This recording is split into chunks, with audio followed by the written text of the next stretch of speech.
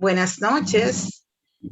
Hoy vamos a tratar este conversatorio sobre las estadísticas y el censo en República Dominicana. De cara a los temas que van a ser elementos de primera plana, por la importancia que tiene conocer la cantidad de informaciones que arroja las estadísticas por la captura de información y que más que se maneja con esa apertura y esa realización del censo 2022. Para lo que he invitado al profesor Alberto Estrella, una persona a quien aprecio mucho y que definitivamente quiero darle esa cordial bienvenida, y a todos ustedes que están aquí en la sala y por supuesto aquellos que van a ver de manera diferida en el canal Aprende con Niurka a través de la plataforma YouTube. Así es que, profesor, de verdad que me satisface poder haber coordinado este conversatorio y podamos intercambiar, igual que está activo el chat, y los que así lo consideren pueden levantar la mano para cualquier intervención. Se hace un espacio para todos. Así es que es suyo el espacio, mi estimado profesor Estrella. Bien, buenas noches. La idea de hoy es ver unos datos recientes, muy interesantes, de las estadísticas educativas. Es un dato que tardó en publicarse. Se publicó hoy en la plataforma del Ministerio de Educación. Y es un dato importante porque este mide el impacto de la pandemia en la matrícula escolar de nuestro país. Y en una segunda parte vamos a tocar el tema del censo de población y vivienda, el 10º censo de población y vivienda, que está llamado a realizarse el próximo mes de noviembre. Fíjense, no es un secreto para nadie que todo el mundo se vio impactado por la pandemia que a finales de 2019 se presentó en la humanidad. Hubieron serios problemas en la economía, en el turismo, y obviamente educación no se excluyó de esto. También fue impactado por el tema de la asistencia escolar. Y quería compartirle ese dato para que ustedes, si puedo compartir si me permite, Niurka. Claro que sí.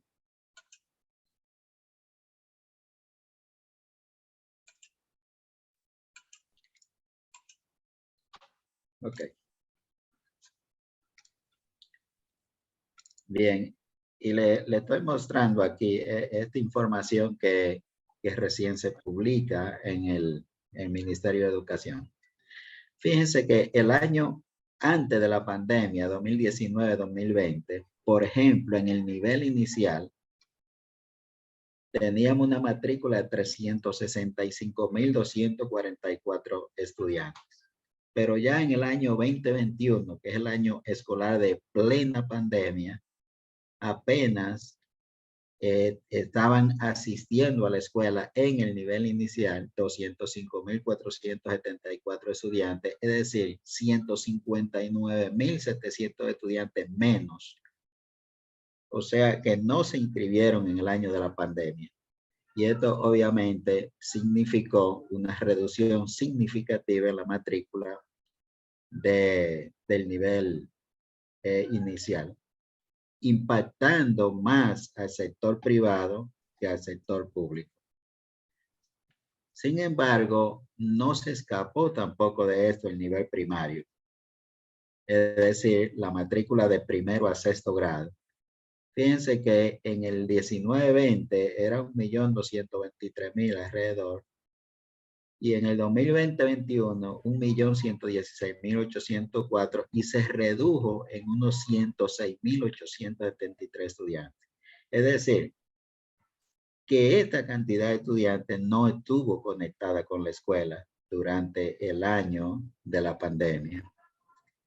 El nivel secundario no se escapó de esto. También hubo una reducción considerable de unos 52.562 estudiantes. Y la modalidad de educación de adultos también se vio impactada. En general, el sistema educativo dominicano, incluyendo todos los sectores públicos y privados, se vio impactado en una reducción de la matrícula de alrededor de 372.000 estudiantes. Y estamos hablando de cerca de un 12% de la matrícula. Ahora, ¿eso es bueno o es malo? Si analizamos el mundo, nos damos cuenta que todos los países se vieron impactados de manera diferente o de manera un poco más, un poco menos, pero todos anduvieron alrededor de un 20 o un 10% de la reducción de la matrícula en el año de pandemia. Obviamente, los organismos internacionales, como el Instituto de Estadística de la UNESCO, el Banco Mundial, CELADE, CEPAL, Centro Latinoamericano de Demografía, plantean lo que es el rebote. Es decir, que esos niños van a volver a integrarse a la escuela, pero que volver a la época, a la matrícula antes de la pandemia, a una cifra similar a antes de la pandemia, se llevaría por lo menos 3 años. Y ya para el año escolar 2021-22 y 2022-23 se va viendo en República Dominicana la recuperación de esa matrícula. Y se espera que en el próximo año ya podemos estar a los niveles antes de la pandemia. Pero es un dato importantísimo porque la pandemia impactó a todos los sectores y el sector de educación obviamente no iba a ser exento de esto. Un dato interesante y lo vemos acá es que en el sector privado, por ejemplo, se cerraron cerca de 480 centros educativos. Y así lo dicen los informes de las encuestas de trabajo, de la encuesta nacional continua de trabajo del Banco Central. Se perdieron muchos empleos en la educación privada. Y esto fue lógicamente producto del cierre de cerca de 480 centros educativos por el tema de pandemia. Si vemos acá, la matrícula donde más se perdió fue en el sector privado. Perdimos cerca de 271.000 estudiantes, o sea, un 41.4% se redujo la matrícula del sector privado y del sector público se redujo en 4.3%. En general, la reducción fue de 3.5%, es decir, que de cada 100 estudiantes que asistían a la escuela en el 19-20, para el 2021, año de la pandemia, se perdieron casi 14 de cada 100. O sea, no se conectaron con la escuela. Y esto son cifras, son realidades, y que el Estado, las instituciones tienen que llevar a cabo acciones para revertir esta situación. Y este era el dato que quería compartir, un dato calientico. Hay una información también interesantísima que analizamos, cómo esa matrícula se redujo de acuerdo a la nacionalidad. Por ejemplo, actualmente nosotros tenemos una matrícula de 105.021 estudiantes de nacionalidad haitiana, 7.976 de nacionalidad estadounidense. Pero fíjense cómo la matrícula de dominicanos se redujo bastante. Sin embargo, la matrícula de nacionales haitianos no se redujo apenas en 284. La de los estadounidenses se redujo bastante porque lógicamente en una época de pandemia volvieron a su país. Los que tenían posibilidad de hacerlo, como eran los estadounidenses. Y son cifras, son realidades El dato estadístico, las estadísticas lo que dan es una alerta de la situación. Después, análisis más profundo se debe realizar como para poder llevar a cabo acciones que puedan revertir lo que dicen las estadísticas. Y hay mucha más informaciones sobre este tema publicada ya en la web del Ministerio de Educación de la ONU, que lo que interesen pueden seguir hurgando, investigando sobre este tema. Dígame, York. Y sobre todo, profesor, ver con esa data la referencia que tenemos en el volumen que refleja a República Dominicana, que llama la atención porque estamos llamados a despertar esa motivación, ese interés por la educación y sobre todo la educación elemental y todo lo que conlleva a verlo en las aulas, sobre todo en la educación superior, que también ha mermado entre una y otras entidades. Pero definitivamente estos datos, como usted muy bien lo plantea, llama al análisis, a identificar que esas estadísticas le permiten a los países ver qué pasó y cómo nosotros podemos motivar a las familias, a los hogares, a que retomen las aulas independientemente de esas limitaciones, de esas dificultades, porque he entendido que hoy hay más facilidades para estudiar, pues igual todo obstáculo hay que vencerlo para poder lograr. Perfecto, Niorca.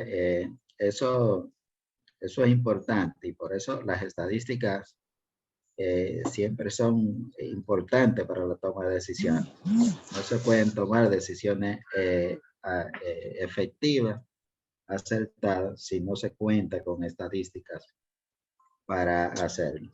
Y esto es en términos de pérdida de la matrícula, porque otros indicadores están midiendo la pérdida de los aprendizajes.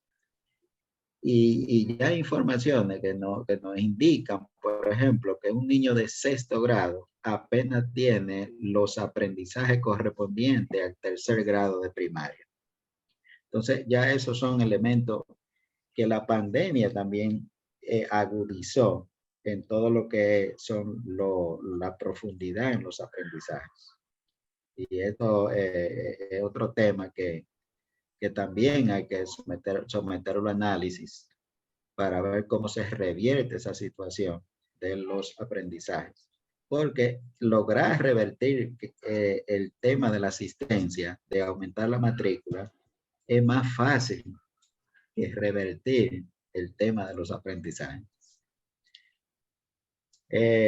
Y con esto más o menos concluyo el tema de las estadísticas educativas que quería compartirle por la relevancia que tiene y por la oportunidad del dato que recién termina de publicarse hoy en las diferentes páginas del Ministerio de Educación.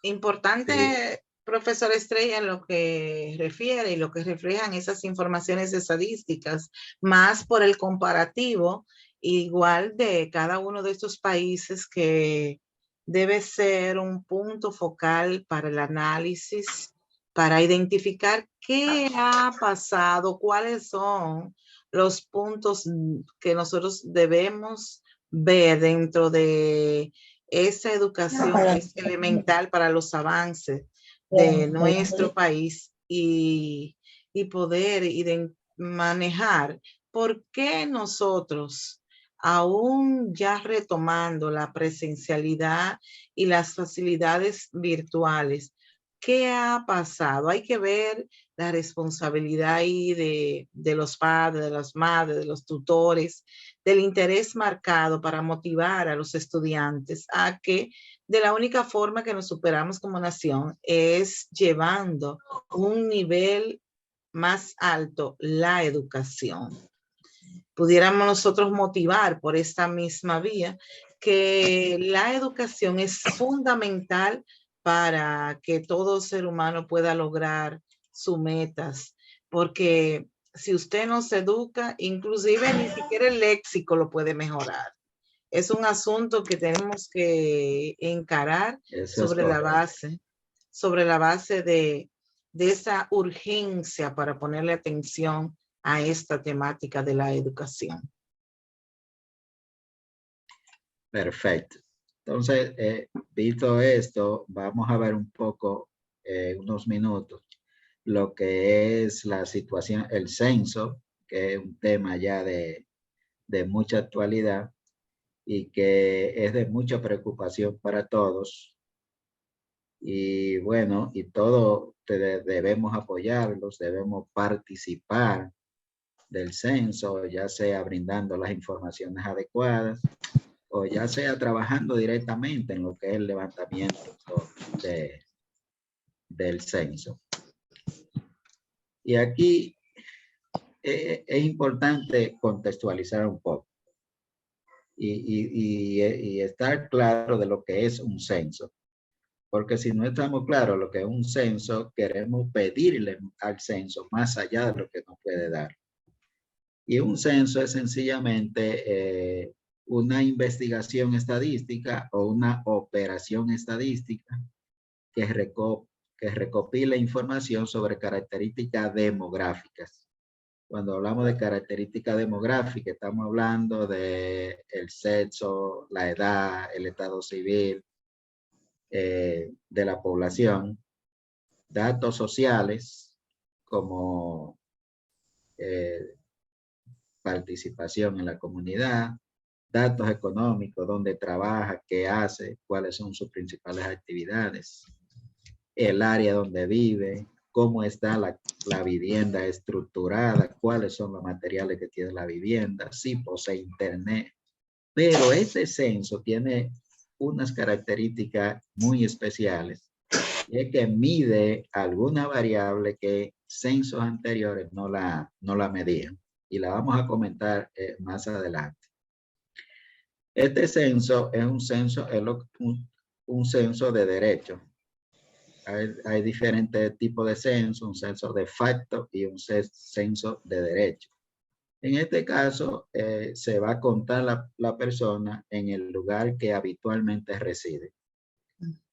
Y ahí se empadronará y se cuantificará esa persona. Ahora, ¿dónde se recolecta la información? En los hogares. ¿Y dónde habitan los hogares? En una vivienda.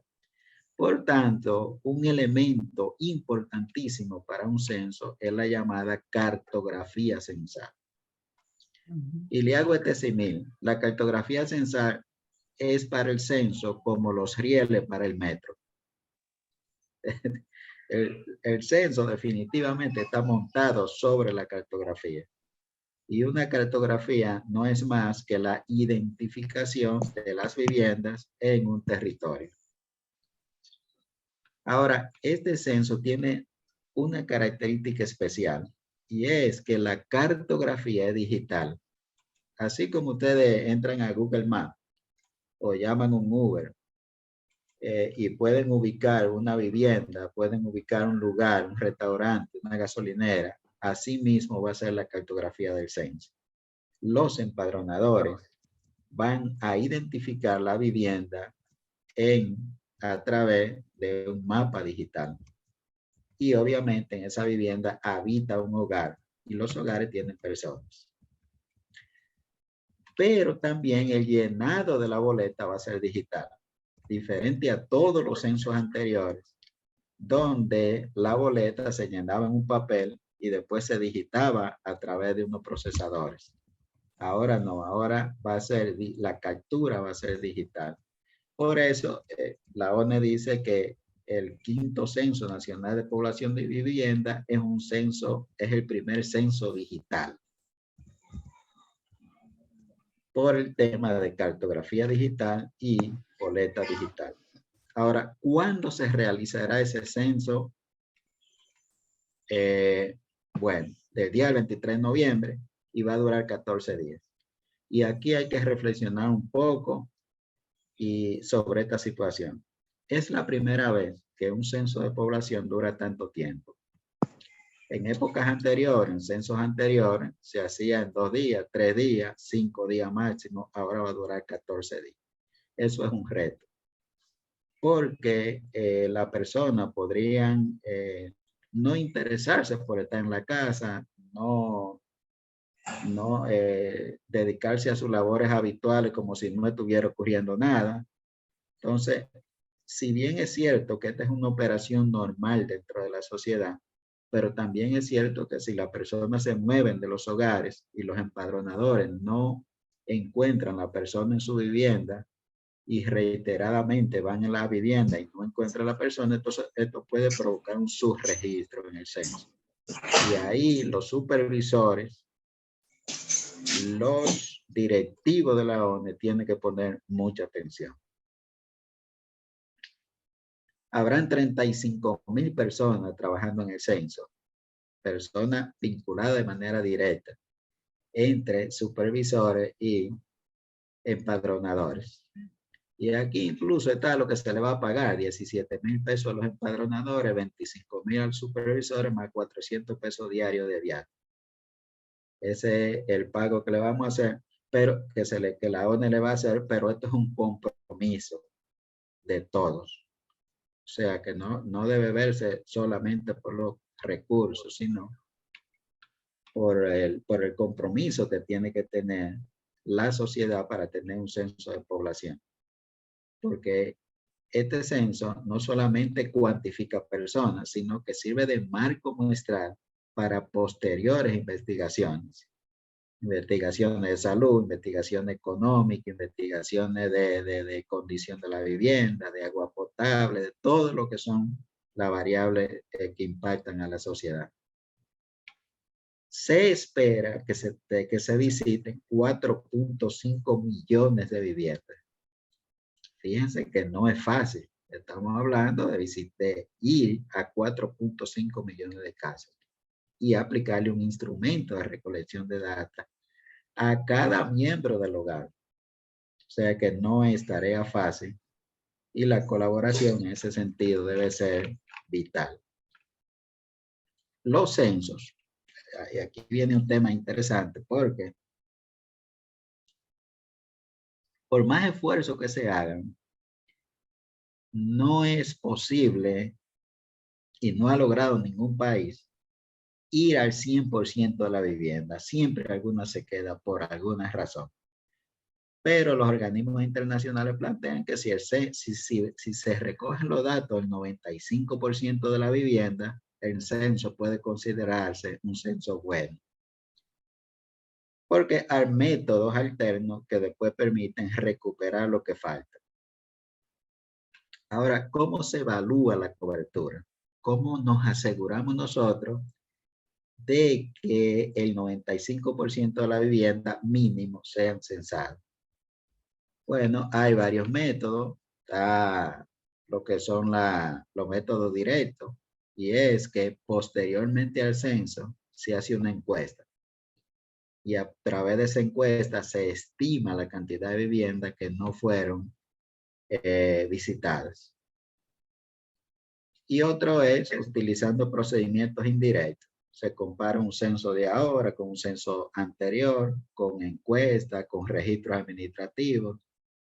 Pero lo que recomiendan los organismos internacionales es que se haga una encuesta de numeración poscensal, que permite entonces determinar si la cobertura censal fue buena.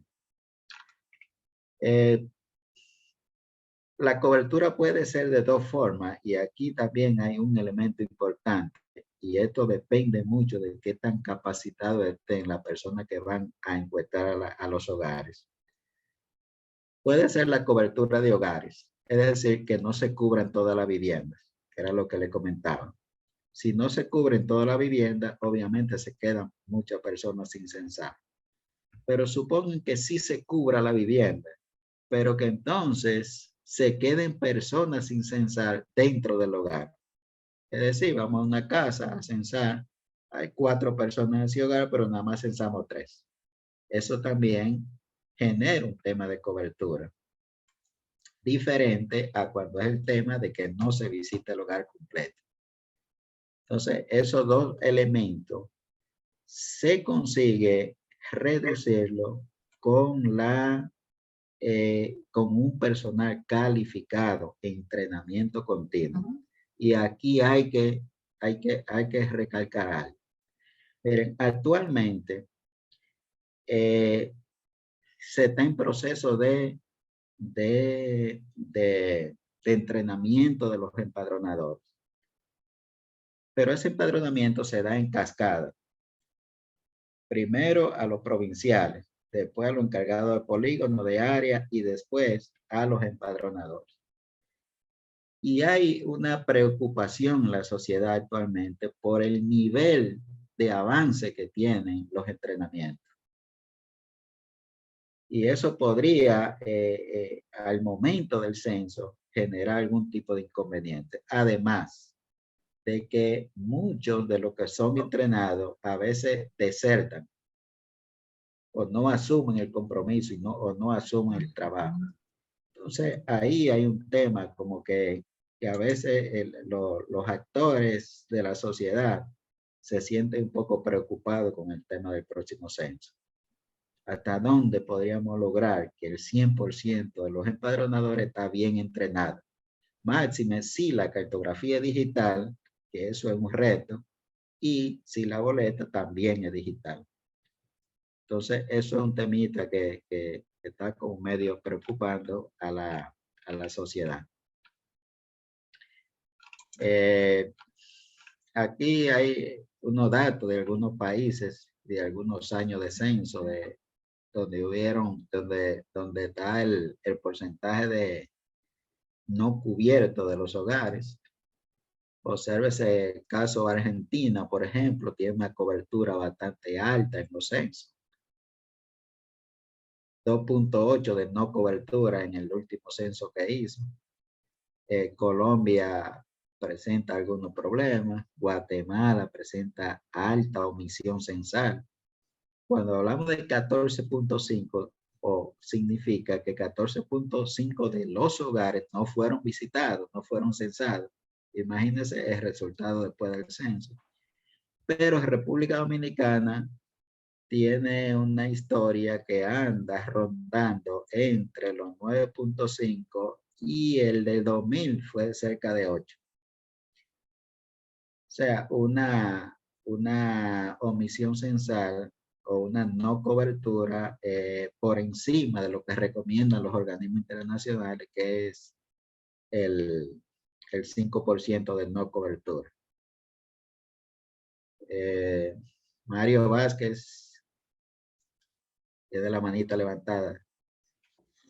Dice Mario Vázquez aquí en el comentario, lo malo es que el que trabaja no puede trabajar en el censo por algo que es. No sé si además de eso quiere hacer su comentario, Mario. Puede activar tu micrófono. Mario, ¿me escuchas? Debes activar el micrófono cuando vaya a intervenir. Dice Flor Ángel, es un poco largo y complicado. Bueno, le comento lo siguiente. En épocas anteriores, digamos 90, 80, 70, 60, había una participación activa de los censos del sector magisterial, del sector profesional, de todos los empleados del Estado. Y esto de alguna manera implica algún tipo de calidad por la característica de los participantes. Sin embargo, en este censo, prácticamente no hay posibilidad de que los empleados públicos puedan participar en él. Aunque el MAP dio una serie de instrucciones para que participen en el censo, pero hay un riesgo porque usted no puede recibir un pago por dos instituciones del Estado a la vez.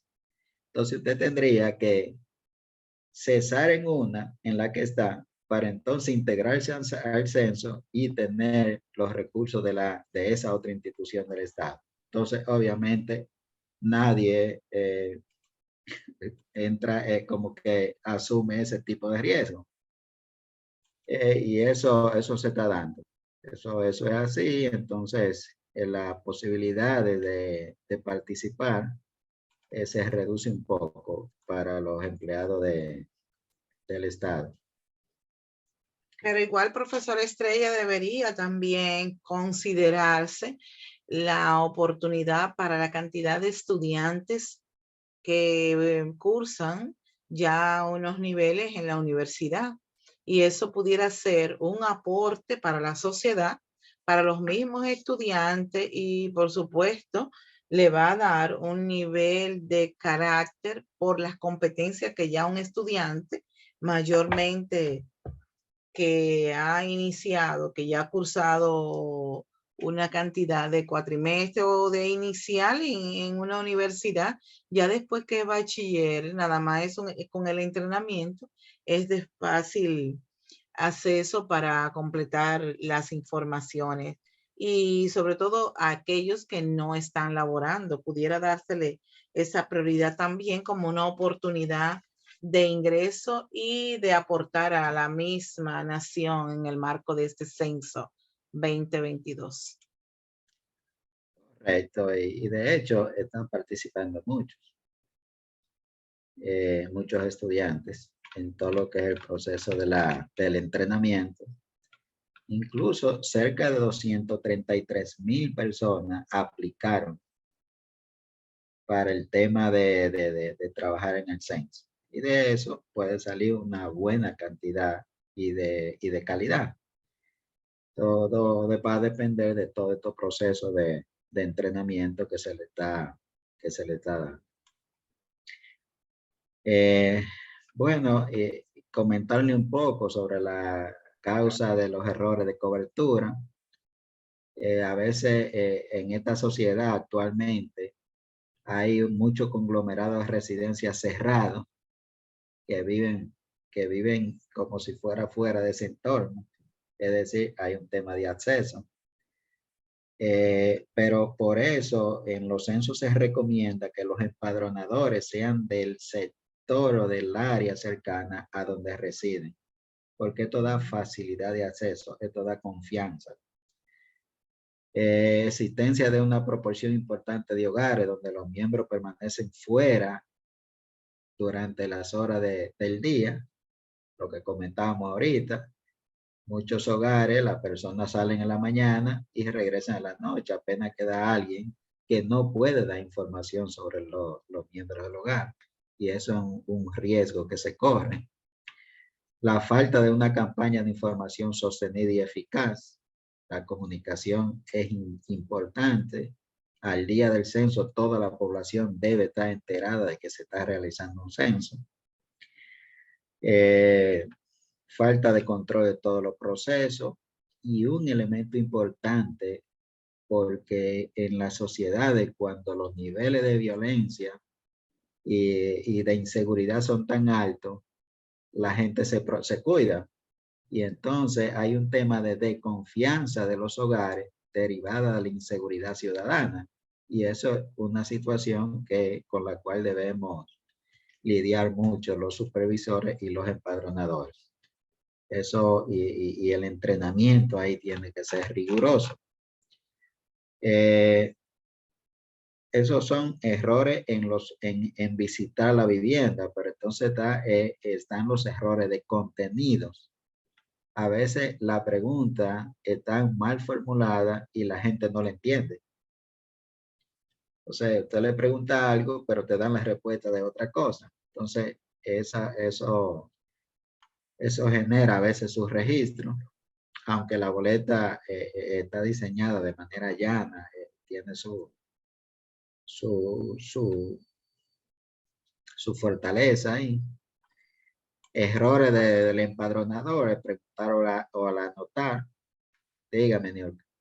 Importante, profesor Estrella, todos los que están aquí participando y para que quede en la información que se socializa posterior, pues es relevante que ya se vayan socializando esas boletas para que la gente vaya conociendo la data necesaria en esas informaciones que se le van a solicitar.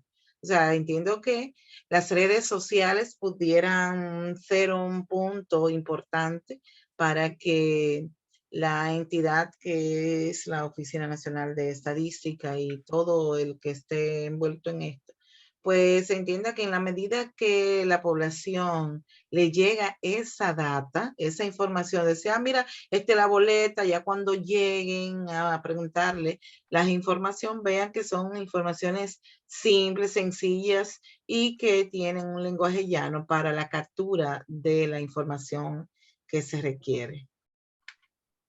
Sí, ciertamente el tema de la boleta es crucial. Que se socialice, que la gente la pueda manosear, la pueda ver de manera detallada. Y así cuando van a responder las preguntas, pues tienen más conocimiento y ya una respuesta casi predeterminada y de manera adecuada. Precisamente le estoy compartiendo aquí la boleta de la ley, décimo Censo Nacional de Población y Vivienda 2022. Y vamos a hacer, ya que Niurka, un rastreo como un poco rápido de la, de la boleta. Esta primera parte es un tema ya de orden administrativo del empadronador, que son toda la información de ubicación. Y aquí está la característica de la vivienda, se pregunta si son particulares o colectivas, el material de que está hecha la pared de la vivienda, porque eso permite tener una idea a las instituciones que tienen que ver con mejora de la infraestructura del país, llevar a cabo algunas acciones de mejora, material del techo, material del piso, todo esto tiene que ver con la vivienda. Identificación del hogar, cuántos hogares hay en una vivienda, porque fíjense que, y aquí es bueno que conceptualmente separemos el concepto de vivienda y de hogar. La vivienda es la unidad física donde habita un hogar, pero en esa vivienda, en esa parte física pueden haber dos hogares. ¿Y qué es un hogar? Bueno, un conjunto de personas que comparten los elementos básicos. Y puede haber ser que en una casa hayan una parte, un grupito que cocina, que hace sus actividades por un lado, y otro que cocina y hace sus actividades por otro lado. Entonces son dos hogares. Y en cada uno hay un jefe de familia o de grupo, etcétera, etcétera. Esto es interesante conceptualmente conocerlo. Y aquí hay una pregunta que es nueva, que no se había hecho en ningún censo en República Dominicana, que es, ¿de dónde proviene el agua que se usa en el hogar para beber? Es, ya, todos los botellones, las cuestiones aquellas. Entonces, ahí, para beber. Antes era solamente para uso cotidiano del hogar, pero ahora se pregunta para beber. ¿De dónde proviene el agua? Que es el lugar para lavar, fregar, bañarse, etcétera, etcétera. Fíjense que son dos tipos de preguntas diferentes. ¿Cuál artículo de servicio tiene? Esa pregunta existía antes. Los servicios sanitarios, ¿cuántos dormitorios tiene? Se pregunta con qué cocina, básicamente, si con gas propano, etcétera, etcétera. Y aquí hay otro elemento importante que entra en el censo, que es la emigración internacional. Y le pregunta que si en los últimos 5 años, de noviembre de 2017 hasta noviembre de 22, alguna persona que residía en este hogar se fue a vivir para otro país. Y esto nos va a permitir medir cuál fue la emigración, es decir, cuántas personas se fueron del país. que vivían en el país, pero se fueron. Y ese elemento es importante. Hay un tema de producción agropecuaria. Si tiene unidad productiva que produce, eso es importante como marco muestral para los censos agropecuarios. Pregunta sobre mortalidad, y aquí se obtiene las informaciones sobre los tipos de mortalidad. Hay informaciones sobre cuál es jefe del hogar, qué posición ocupa la persona en jefe del hogar. Y otro elemento que hay en el censo, que a veces es un elemento, una variable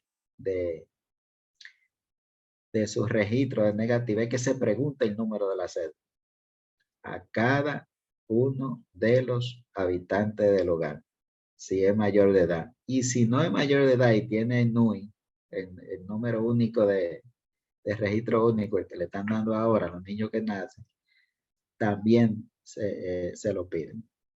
O sea que es bueno que estemos claros de que nos van a pedir los números de cédula. Y otro elemento importante es en la mortalidad, que pregunta si murió de COVID en los últimos 2 años alguien. Recuerden que hubo una mortalidad por COVID que se supone que hubo un subregistro y que no se cuantificaron todos los que murieron por COVID. Entonces el censo va a incluir esta pregunta. Pero también va a incluir una pregunta que es una pregunta como hasta difícil de responder, que es cómo usted se considera racialmente. Si usted se considera blanco, negro, mulato, indígena, amarillo, azul, verde. Ay, Dios. Entonces, yo me he puesto a analizar, digo yo, pero ¿y qué yo voy a decir? Mestizo. Yo no sé por qué. Entonces, son preguntas que no se habían hecho antes. Entonces, fíjense, hemos hecho un recorrido por una batería enorme de preguntas que van a ser realizadas en el censo y que van a ser digital y que hay que tener un cuidado extremo para que esta pregunta sean bien digitadas y que produzcan una base de datos, que tengamos un censo que sea de utilidad para la sociedad. Nada, me gustaría que si hay alguna pregunta, comentarios, porque hablar del censo podría durar la noche entera viendo cada una de las variables. Pero sí me gustaría como compartirle rápidamente a ver dónde la tengo, unas reflexiones finales, porque que sirvan como de motivación a esta conversación. Y es como para las instancias, capacitar los empadronadores de manera adecuada. Eso permite tener éxito en el censo. Reducir al mínimo el tiempo entre la actualización cartográfica y el momento del empadronamiento. Fíjense, la cartografía se actualiza, pero fíjense que a veces usted está en el barrio y en un momento usted ve que aparecen 5 casas hechas. ¿Y sí, qué va a pasar si esas 5 casas no están en la cartografía? Entonces, la diferencia entre la actualización cartográfica y el levantamiento de los datos debe ser mínima. Y eso es un tema que también es preocupante. Asegurar el control de calidad de la fase de actualización de la cartografía. O sea, la cartografía debe ser de calidad. Implementar una estrategia de comunicación adecuada. Evitar la contratación de las actividades que pueden ser desarrolladas por las instituciones. Es decir, a veces contratamos a terceros, pero eso siempre es un riesgo. Si podemos hacerlo y tenemos la capacidad para hacerlo, entonces lo hacemos como institución. Elaborar instrumentos simples que las preguntas sean sencillas, que la gente le entienda, que sean comprensibles. Y estas son reflexiones que quizás no sean ya algunas muy adecuadas porque ya la boleta está diseñada, está aprobada.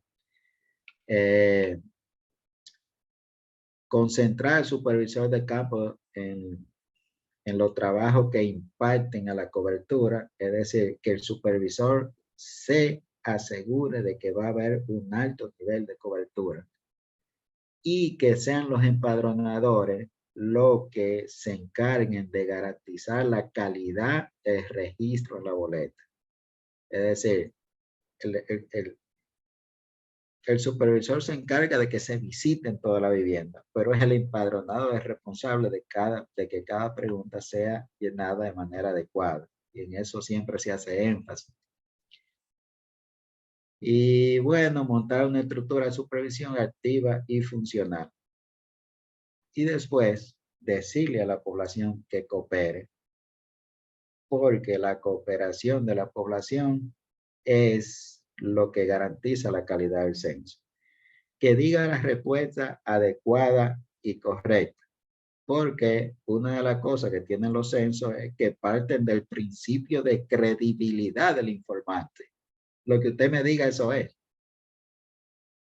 Entonces, a partir de esa credibilidad, si usted es honesto en su respuesta, entonces ahí tendremos informaciones de calidad que servirán para planificar nuestra sociedad, para tener un buen marco muestral que nos sirva para posteriores investigaciones. Y esto es la reflexión final.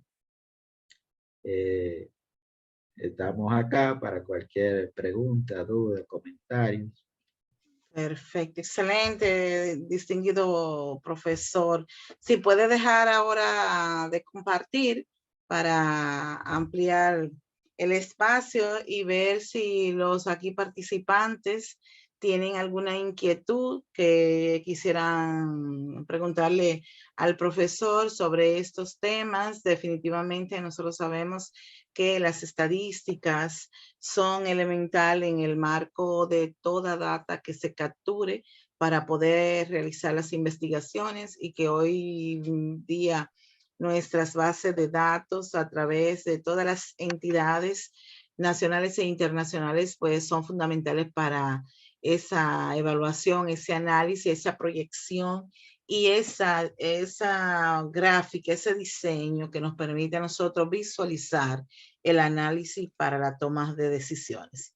Y en el otro aspecto, la parte que tiene que ver con el censo. Sabemos que nuestra República Dominicana está inmersa en este esfuerzo extraordinario para levantar esa data actualizada. Y con estas informaciones que el profesor Alberto Estrella nos ha entregado, de verdad que para nosotros es un privilegio poder tenerla y ver la ficha, ver los datos que realmente nosotros vamos a necesitar complementar de manera sincera y que se logre la objetividad de esa captura de datos para el logro de esa data, esa base de datos que realmente se requiere para todo el ámbito, porque de ahí van a surgir una serie de informaciones que son elementales para nuestra nación. Así es que si algunos tienen alguna inquietud, pregunta, observación, igual pueden levantar la mano. Si puede dejar de compartir, profesor, por favor.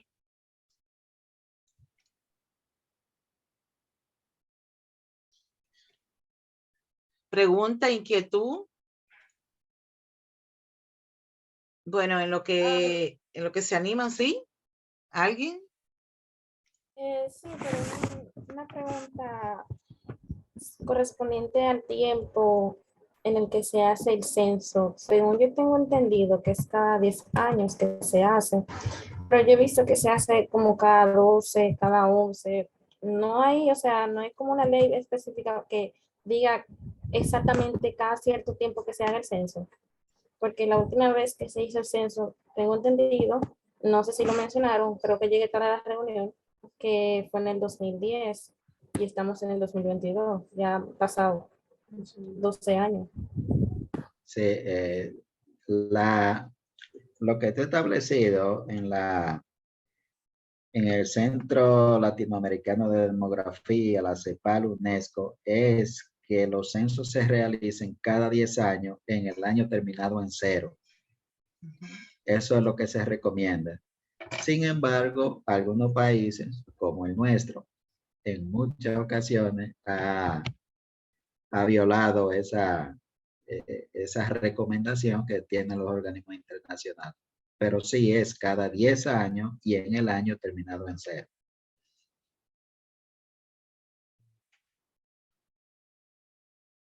Claro está, debemos hacer notar que en la circunstancia que nos vimos, no es que sea una motivación, pero sí es entendible que dado que tuvimos el efecto de la pandemia, es ahí un punto que nos deja ahí el análisis per se de que no se pudo hacer por esa circunstancia en que nos vimos inmersos. Ya las autoridades van a dar sus explicaciones en su momento, pero nosotros podemos deducir que efectivamente hubo razones para no realizarse en el periodo que, como dice el profesor Estrella, se tiene estipulado a nivel internacional. ¿Alguna otra pregunta, alguna inquietud? Profesor, si le da a dejar de compartir la pantalla, por favor. Yo creo que lo he hecho y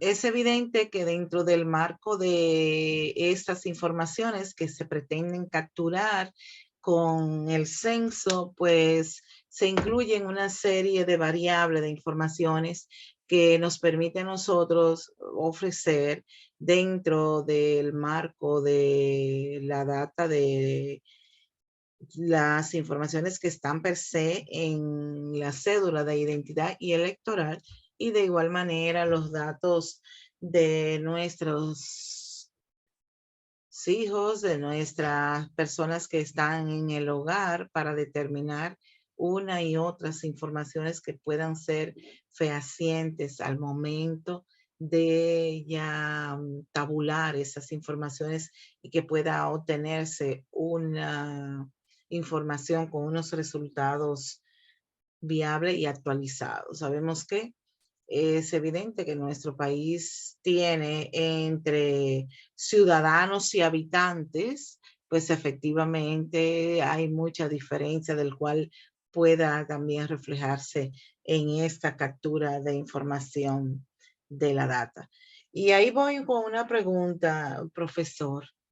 Si pudieran contemplar que inclusive en las mismas universidades y centros educativos se pudiera enviar esas boletas para que por lo menos se haga efectivo el conocimiento de los estudiantes que participan, y de ahí ellos puedan visualizar con mayor apropiación esa data que va a tener la plantilla del censo. Entonces creo que pudiera darse en eso para tener como si fuera unos samples, unos ejemplos, y no sé si lo tienen dentro de sus estrategias de comunicaciones contempladas, porque no es lo mismo visualizarlo por una red social o que se pudiera aprovechar ese espacio para que esa población estudiantil, sobre todo en la educación superior, pudieran verlo de manera individual, la información que está ahí, y que los facilitadores, los docentes pudieran circularlo en un tiempo previsto para que haya mayor conocimiento. sí, perfecto. Parece bien y de hecho en la plataforma de la Oficina Nacional de Estadística y de muchas instituciones del Estado está publicada la boleta. Ahora hay que hacer una especie de publicidad para que la gente accese a ella, para que la miren y no solamente que el censo se va a realizar, sino a que la persona observe la boleta, mire cada una de las preguntas de la boleta, se familiarice con la boleta, la haga suya. Y yo creo que hay que dirigir una campañita en ese sentido, tal y como usted ha dicho. Créame que puede contar conmigo a través de las universidades. Igual entiendo que las mismas juntas de vecinos y todo el mundo para que se inserten en estos procesos y que al momento que la gente vaya a recibir, las personas que vayan a censar, pues igual puedan tener la confianza de ofrecer la información porque sabiendo que van con la representación y con la identificación correspondiente, pues igual puedan sentirse en esa libertad plena de ofrecer la información que se requiera para tener el mayor de los datos que así se capturen. Entiendo que pudiéramos hacerlo en los días por venir, porque los días caminan rápido. O sea, ya hoy estamos a 26 de octubre y se nos acerca, entonces igual pueden aprovechar esas oportunidades.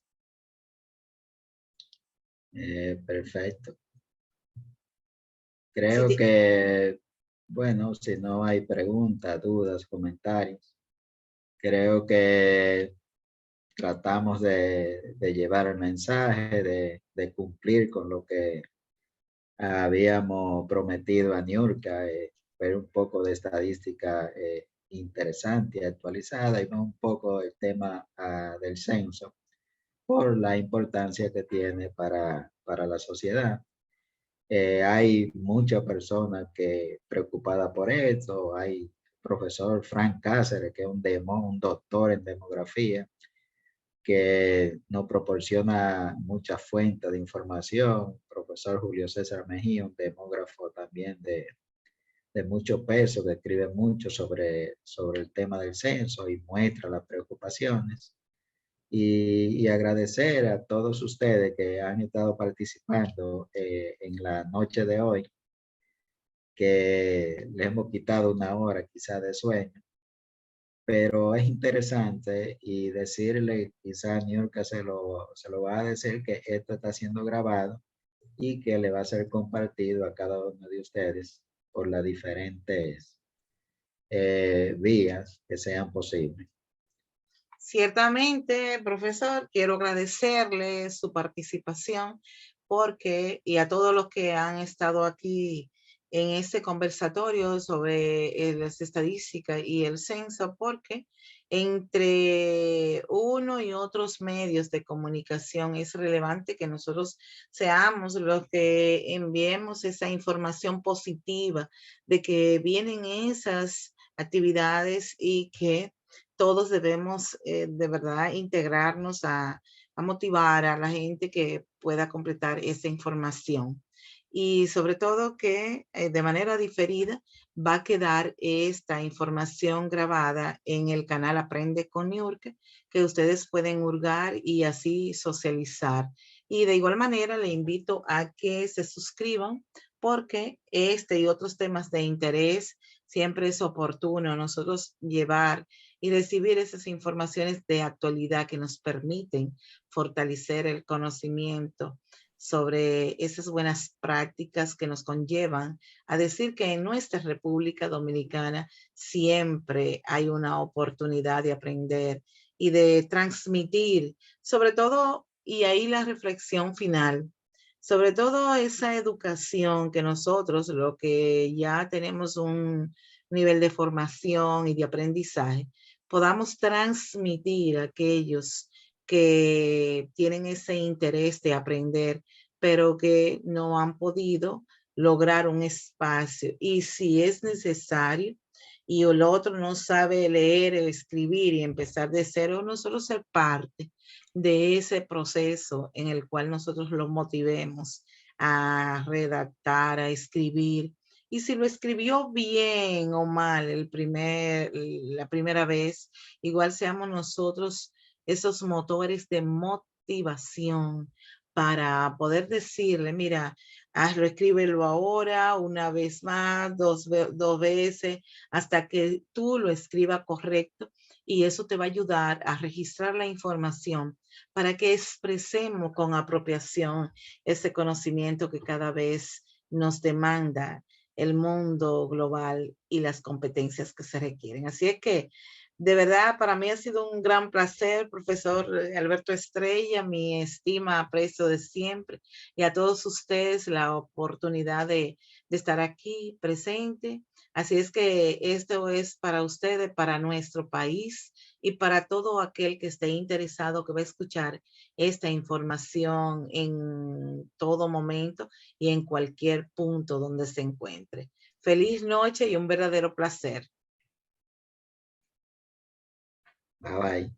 Bye bye, buenas noches.